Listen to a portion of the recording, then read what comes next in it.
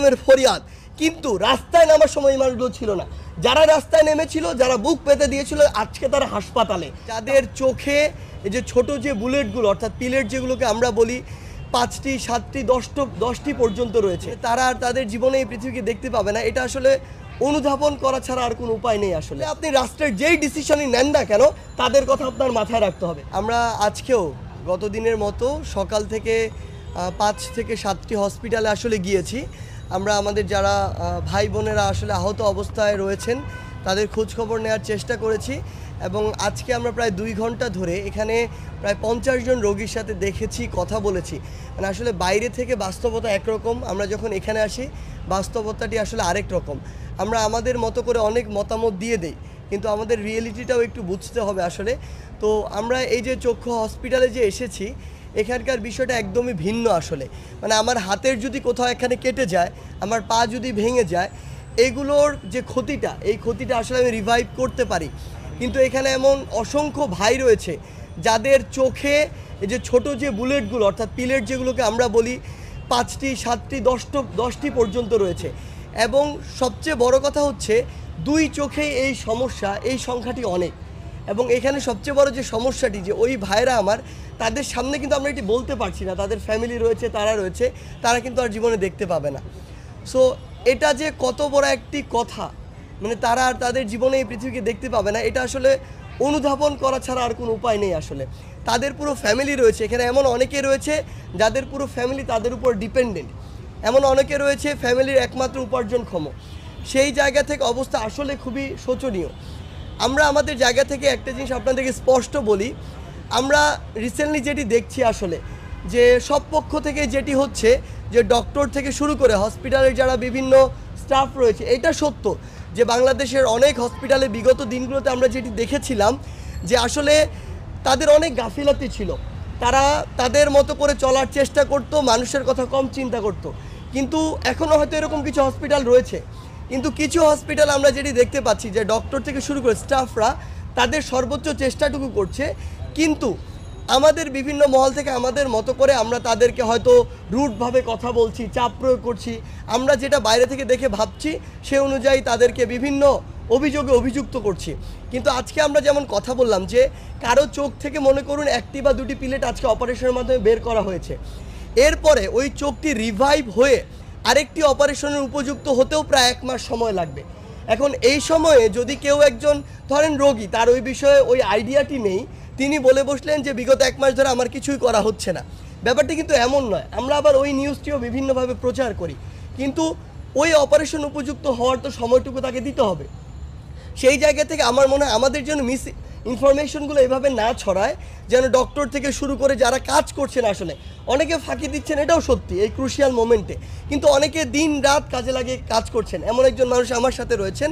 তো এই মানুষগুলো যেন ডিমোটিভেট এবং ডিমোরালাইজ না হয়ে যায়, এটি একটি বিষয়। আরেকটি বিষয় হচ্ছে যে এই যে ভাইরা এখানে রয়েছে, আমি অনেক স্টুডেন্ট পেয়েছি যারা সামনে এসএসসি পরীক্ষা দিবে কিংবা রানিং এইচএসসি পরীক্ষা দিচ্ছে। আমরা দেখছি যে আমাদের এই ভাইদের একটা আন্দোলন চলছে, সেটির বিষয়ে হয়তো অভিজ্ঞ মহল যারা রয়েছে সিদ্ধান্ত নিবে, কিন্তু সিদ্ধান্ত যদি পরীক্ষার দিকে যায়, তাহলে এখানে যারা রয়েছে আমাদের জায়গা থেকে দাবি থাকবে, একজন মানুষ তার 2 চোখ দিয়ে দেখতে পাচ্ছে না, সে হাসপাতালে এখানে কাতরাচ্ছে, তার তো বাকি পরীক্ষাটা দিয়ে পাশ করে যাওয়া সম্ভব না। তাকে ওই বিবেচনাটুকু করতে হবে, যে বিষয়গুলোর পরীক্ষা হয়েছে সেগুলোর উপরে তার যে জাজমেন্ট সেটি করতে হবে অবশ্যই। কারণ 1971 পরে দেশের এই ক্রুশিয়াল মোমেন্টে ফ্যাসিস্ট রেজিমের পতনের জন্য যারা সামনে থেকে লড়াই করেছে, আপনারা দেখবেন এখন সুবিধা নেওয়ার জন্য অনেক মানুষ আসে বিভিন্ন জায়গায়, তাদের কত রকমের ফরিয়াদ, কিন্তু রাস্তায় নামার সময় এই মানুষগুলো ছিল না। যারা রাস্তায় নেমেছিল, যারা বুক পেতে দিয়েছিল, আজকে তারা হাসপাতালে।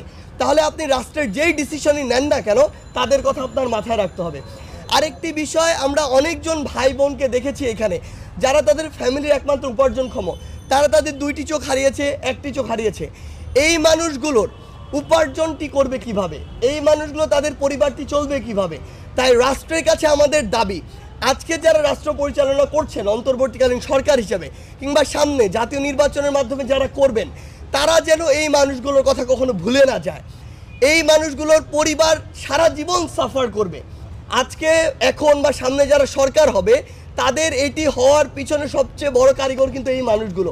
তাই তাদের একটি আর্থিক সেটি অনুদান হোক, মাসিক একটি ভাতা হোক, এরকম একটি তাদের পরিবার যেন চলতে পারে, এই ব্যবস্থাটি তাদের জায়গা থেকে অবশ্যই করতে হবে। এটি আমাদের মাথায় রাখতে হবে। আরেকটি জিনিস যেটি হচ্ছে যে আমরা আসলে বর্তমানে যে বিষয়টি দেখতে পাচ্ছি যে আমাদের এই 16 বছর একটি ফ্যাসিস্ট রেজিম চলেছে। এর আগে বাংলাদেশ প্রায় মোট 71-এর পর থেকে এ পর্যন্ত 53 বছর ধরে যেভাবে চলেছে এভাবে চলা আমরা প্রত্যাশা করিনি কখনো।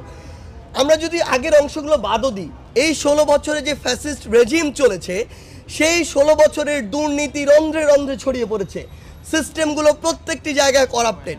ওই সিস্টেমকে আমরা আশা করছি 16 দিনের মধ্যেই যেন ঠিক হয়ে যাবে। মানে আমাদের সবার এক্সপেকটেশন এমন যে আমরা একটা তুড়ি মারবো আর বাংলাদেশে সব কিছু ঠিক হয়ে যাবে। 16 মাস এখনও হয়নি, আমরা দেখছি যে বিভিন্ন জায়গা থেকে মানুষ মানে ইনস্ট্যান্ট রেজাল্ট চায়। আসলে এই জায়গা থেকে আমার মনে হয় যে সকলের এই ধৈর্যটুকু ধরতে হবে, সময় দিতে হবে। অন্তর্বর্তীকালীন সরকারের এখনও 16 দিন সময় হয়নি। আমরা আমাদের জায়গা থেকে সাজেশন জানাতে পারি, কিন্তু দেখছি রাস্তায় বিভিন্ন জায়গা থেকে যেই মানুষগুলো 16 বছরে কোনো একটি সরকারের সমালোচনামূলক ফেসবুক পোস্টে একটি রিয়াকশন দিতে ভয় পেত, সেই মানুষ আজকে এই বিপ্লবের পরে সবাই দলে দলে রাস্তায় নেমে পড়ছে তার ছোট্ট ছোট সমস্যাগুলোর জন্য।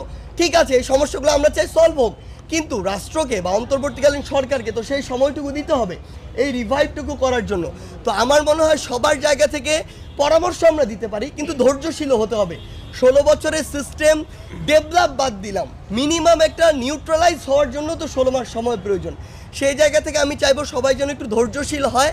আরেকটি জিনিস বলে রাখি, আমরা এখন ফেস করছি যারা আন্দোলনের অগ্রভাগে ছিলাম তাদের কাছে বিভিন্ন মানুষ ব্যক্তিগত সুপারিশের জন্য আসে, অর্থাৎ এই মানুষগুলো এখনও রাষ্ট্রচিন্তার বাইরে গিয়ে ব্যক্তিগত চিন্তা নিয়ে আছে। আমরা আসলে আমাদের ব্যক্তিগত জায়গা থেকে অনেক, আমার মনে হচ্ছে যে আমরা বেশ স্বার্থপর এখনও।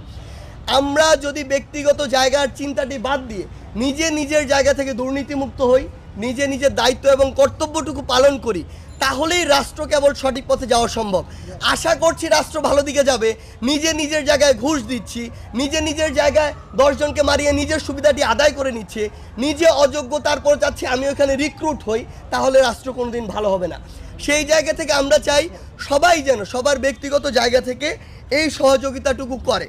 আর সর্বশেষ একটি কথা জাস্ট আপনাদেরকে বলতে চাই, সেটি হচ্ছে এই মেসেজটুকু চক্ষু হাসপাতালে আমরা বিভিন্ন অভিজ্ঞ ডক্টরদের সাথে কথা বলেছি, তাদের জায়গা থেকে বেশ কিছু কথা এসেছে যে আপনাদের অভিযোগ ছিল এরকম যে চোখের ভিতরে বিভিন্ন পিলেট রয়েছে বা শরীরের বিভিন্ন অংশে পিলেট রয়েছে, তারপরে অনেককে রিলিজ করে দেওয়া হচ্ছে। রোগীদের থেকেও এরকম বিভিন্ন অভিযোগ এসেছে। এটির একটি ক্লিয়ারিফিকেশন অনেকটা এরকম যে কিছু পিলেট ধরুন চোখের একদম ভিতরে চলে গিয়েছে, ওটি বের করতে গিয়ে চোখের যেই পরিমাণ ক্ষতি হবে ওটি ভিতরে থাকলে তার চেয়ে ক্ষতির পরিমাণ কম হবে, বা ওই মানুষটি জীবনে তার চেয়ে কম স্ট্রাগল করবে। কারণ চোখ খুবই সেন্সিটিভ এবং সফট একটি জায়গা, তার ভিতরে অস্ত্রোপচার করে ওই পিলেটটি বের করা এর চেয়েও বেশি ক্ষতিকর হতে পারে, বা চোখ ওই রিভাইভটি আর নাও হতে পারে। সেই জায়গা থেকে আমরা মনে হয় যদি কোনো অভিযোগ আসে আমরা অভিজ্ঞ ডক্টরদের কাছে সেই অভিযোগ